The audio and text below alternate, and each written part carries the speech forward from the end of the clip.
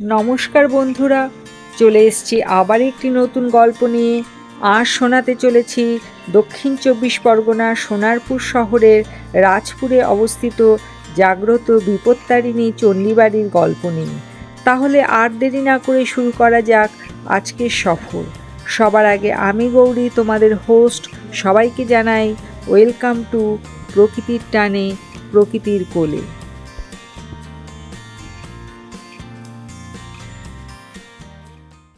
Hello guys, আজ আমি বেরিয়ে পড়েছি, আপনাদেরকে নিয়ে যাব সোনারপুরের রাজপুরের বিপত্তারিণী মায়ের মন্দিরে। সেই মন্দিরটি আপনাদেরকে ঘুরে ঘুরে দেখাবো। তাহলে চলুন যাই। আমি সুভাষগ্রাম থেকে এখন অটোতে যাব হরিনাবি, বা হরিনাবি থেকে আবার অটো নিয়ে যাব রাজপুর।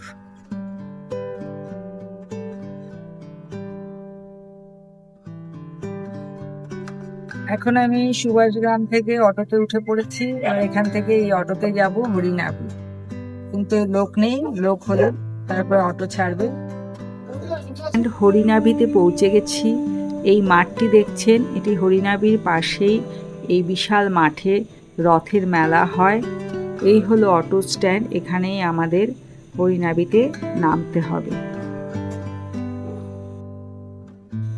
এটা হলো গড়িয়া বারুইপুরের মেন রোড। এখান থেকে আমরা অটো ধরে যাব রাজপুর।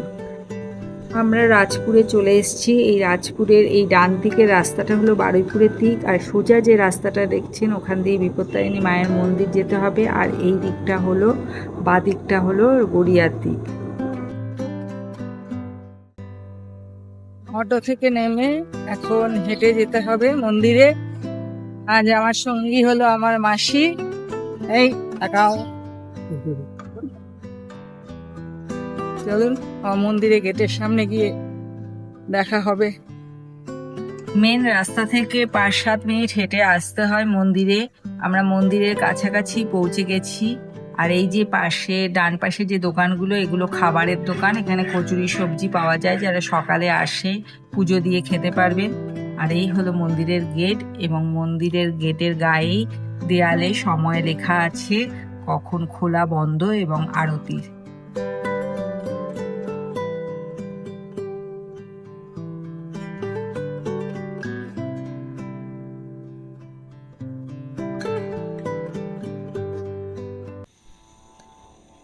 এই হলো মন্দিরের গেট, বিপত্তারিণী চণ্ডীবাড়ি। এই গেট দিয়ে প্রবেশ করলেই বিশাল এরিয়া। এই এরিয়ায় আপনারা যারা গাড়ি নিয়ে আসবেন, গাড়ি পার্কিংয়ের ব্যবস্থা রয়েছে। এবং গেটের বাঁদিকে যে এই সুন্দর জায়গাটি দেখছেন, এখানে সন্ধেবেলা ফোয়ারা চালায়, খুব সুন্দর লাগে দেখতে। পরে যদি সন্ধেবেলা যখন যাব আপনাদেরকে দেখাবো।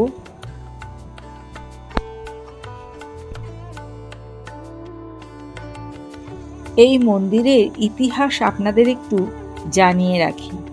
মন্দিরটি বাবা দুলাল প্রতিষ্ঠা করেছিলেন। বাবা সাধনচন্দ্র দাস এবং মা বসন্ত কুমারী দাসের ঘরে দুলালচন্দ্র দাস নামে জন্মগ্রহণ করেন। তিনি খুব অল্প বয়স থেকে আধ্যাত্মিকতার প্রতি আগ্রহী হয়ে ওঠেন। সময়ের সাথে সাথে তিনি একজন সুপরিচিত মাতৃসাধক হয়ে ওঠেন, এবং পরে তার বাড়িতে মা বিপত্তারিণী চণ্ডীর একটি মূর্তি স্থাপন করেন। বাবা দুলাল স্বপ্নে নয়, বরং খোলা চোখে এক কিশোরীর ছদ্মবেশে মা বিপত্তারিণীকে দেখেছিলেন।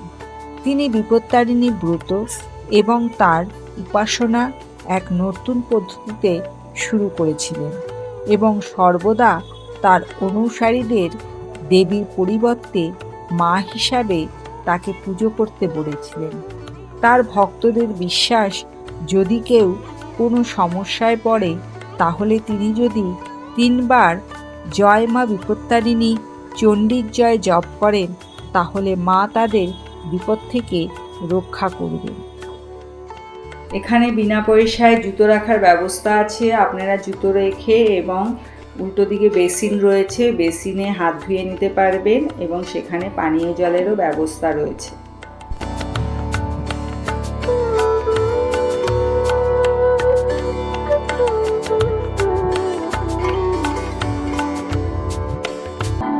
মন্দির চত্বরে বেশ কয়েকটি দোকান আছে পুজোর সামগ্রী কেনার জন্য।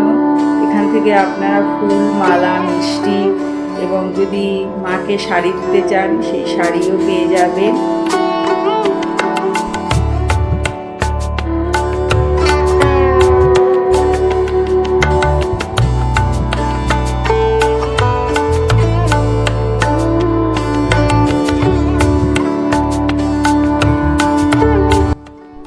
আমরা এবার এখান থেকে মিষ্টি কিনে নেব, তাই মিষ্টির দোকানে দাঁড়িয়েছি।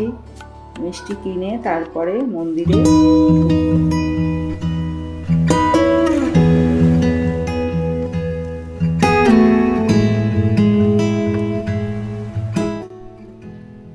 এই হলো মন্দিরে ঢোকার প্রবেশ পথ। এখানে কেউ জুতো খুলে রাখবেন না, এখানে লেখা রয়েছে। এখান দিয়ে ঢুকে তারপরে সিঁড়ি দিয়ে দোতলায় উঠতে হবে। চলুন দোতলায় গিয়ে আবার বলছি।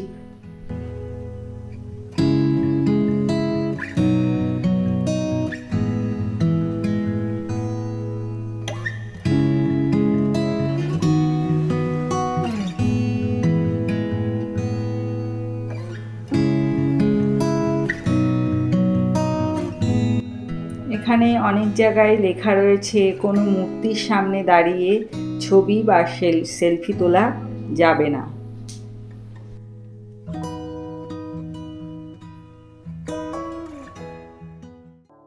আমি এখন পৌঁছে গেছি মায়ের নাট মন্দিরে। নাট মন্দিরটিও বিশাল বড় এরিয়া নিয়ে। এই নাট মন্দিরে দুটো ভাগে বসানো হয়, সামনের দিকে মহিলাদের জন্য এবং পেছন দিকে পুরুষদের জন্য। এখানে বসেই পুজো দেওয়ার ব্যবস্থা হয় এবং আরতি যা কিছু দেখে এখান থেকেই বসে দেখা যায়। আর এই হলো মায়ের মূর্তি। মা বিপত্তারিণী মূর্তিটি হলো কৃষ্ণবর্ণের, তার বাহন একটি সিংহ। মূর্তিটির 4টি হাত রয়েছে, যার প্রতিটিরই আলাদা আলাদা তাৎপর্য রয়েছে। ওপরের বাম হাতে একটি খড়গ রয়েছে, যা তার ক্রোধ এবং অন্যায়কারীদের শাস্তির প্রতীক। নিচের বাম হাতে একটি ত্রিশূল রয়েছে, যা অশুভের ওপর তার বিজয়ের প্রতীক। তার ওপরের ডান হাতটি আশীর্বাদ মুদ্রায় ভরা, যা তার ভক্তদের জন্য যারা সৎকর্ম করে, এবং নিজের ডান হাতটি অভয় মুদ্রায় ভরা। বিকেলে আসলে সুন্দর আরতি দেখার ব্যবস্থা আছে, খুব সুন্দর আরতি দেখতে পারবেন। এই আরতির টাইম হলো কালী পুজোর পরদিন থেকে বিকেল 4:30, আর শিবরাত্রির পরদিন থেকে বিকেল 5টায় আরতি শুরু হয়। আর মন্দির খোলার টাইম সকাল 6টা থেকে 11টা এবং বিকেল 2:30 থেকে 5:30 পর্যন্ত। এখানে আরতির ফটো বা ভিডিও করা নিষেধ আছে, তাই আমি সেই ভিডিও বা ফটো তুলতে পারিনি।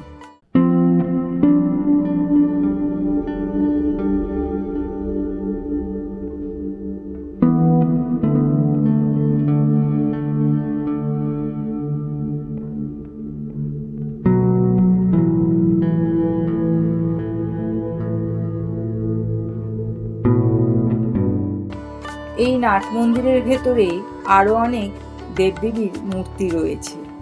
প্রথমে রয়েছে সিদ্ধিদাতা গণেশজি, তারপরে রয়েছে ভারতের নানা রকম সাধকরা, যেরকম বামাখ্যাপা, লোকনাথ বাবা, স্বামী বিবেকানন্দ। এই হলো ভারতের সাধকদের সব মূর্তি রয়েছে, রামকৃষ্ণদেব।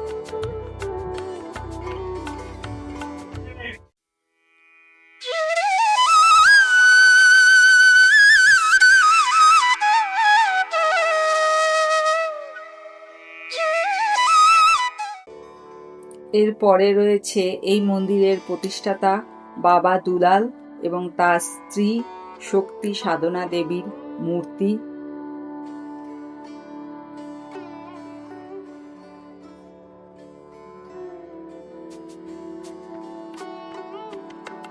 এরপরে রয়েছে নৃসিংহ অবতার।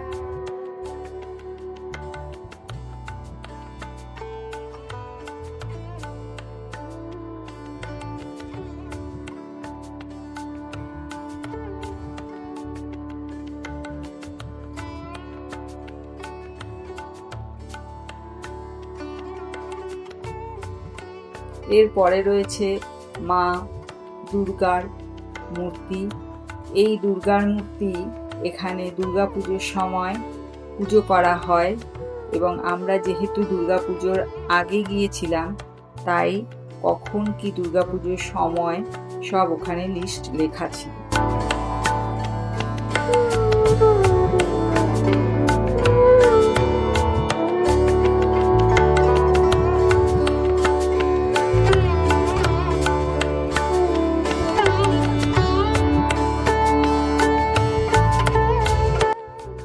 এই নাট মন্দিরে চারিদিকে নানা রকম সাধকদের ফটো এবং নানা রকম শ্লোক লেখা রয়েছে।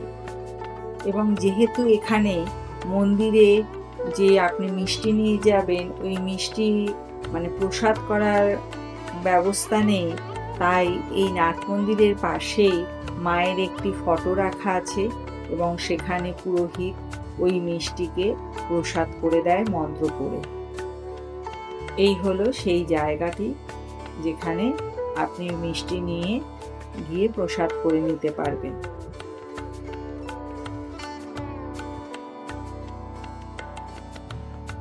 আরতি দেখার পর এইবার মাকে ছুঁয়ে নমস্কার করার ব্যবস্থা আছে, তাই এবার সবাই লাইন দিতে চলে এসেছি আমরা, কারণ সেই দিন খুব ভিড় ছিল সন্ধেবেলায়, তাই লাইন নিচে চলে এসেছিল। এবং এই নিচেও বেশ কিছু দেবদেবীর মূর্তি রয়েছে, যেরকম মা শীতলা দেবীর মূর্তি, তারপরে রয়েছে মা মনসা, তারপরে রাম সীতা এবং হনুমানজি, রয়েছে গৌর নিতাই। এখন আমি যেই ঘরটিতে যাচ্ছি, এটি হলো বাবা দুলাল এবং তার স্ত্রীর ব্যবহার করা ঘর। এই ঘরটি 25শে বৈশাখ 1430 সালে সর্বসাধারণের জন্য খুলে দেওয়া হয়। এই দেখুন, এই লাইন পড়েছে, এবং মন্দির চত্বরে বেশ নানা রকম পটচিত্র আঁকা রয়েছে। এখন আমরা এই লাইনে দাঁড়িয়ে মাকে চরণ ছুঁয়ে নমস্কার করার জন্য যাব।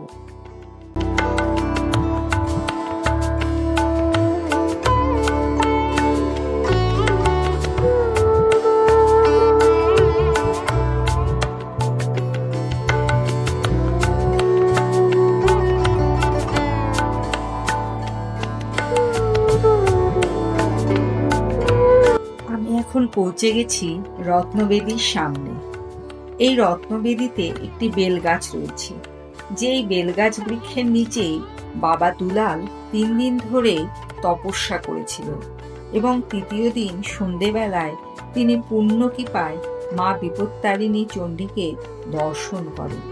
এই ঘটনার পর তিনি এবং তার স্ত্রী শক্তি সাধনা দেবীর সাথে সেখানে বসবাস শুরু করেন।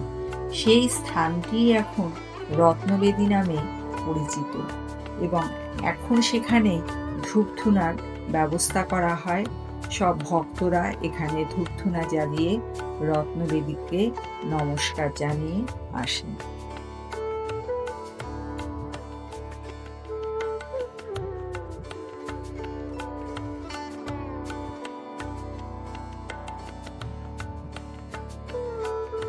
এরপর চলে আসি আমরা ভোগের এখানে।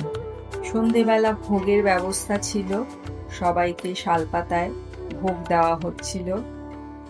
ভোগ খেতে খুবই সুন্দর হয়েছিল, সুস্বাদু। তারপরে ভোগ খেয়ে আমরা এখানে টয়লেটেরও ব্যবস্থা রয়েছে। আপনারা এই যে দেখছেন জায়গাটা, লাইট জ্বলছে, ওখানে পুরুষ এবং মহিলাদের টয়লেট ব্যবস্থা আছে।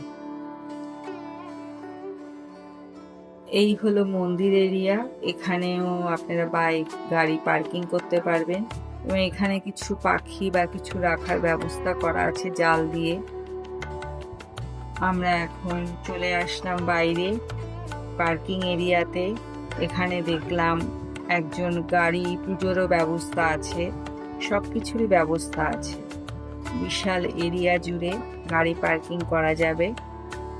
এবং এই দেখুন সেই ফোয়ারার জায়গাটি, খুব সুন্দরভাবে ফোয়ারা, রঙিন নানা রকম লাইটিংয়ে ফোয়ারা চালু হয়েছে।